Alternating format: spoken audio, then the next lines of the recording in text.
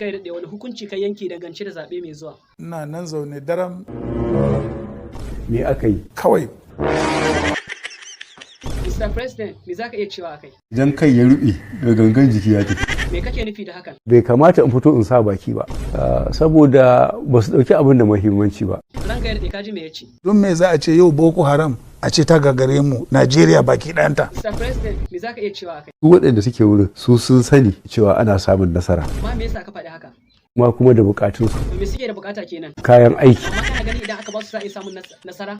Tarihi bai nuna cewa za su iya samun nasara ba. To amma me kake gani ya kawo wannan matsala a Najeriya? Yawan mutanen Najeriya matasa ne. Yawancinsu babu aiki. Yanzu wani matakai za a ci gaba da ɗauka kenan? Farko a kawo zama lafiya. Da in ba zama lafiya abin ba zai yiwu ba.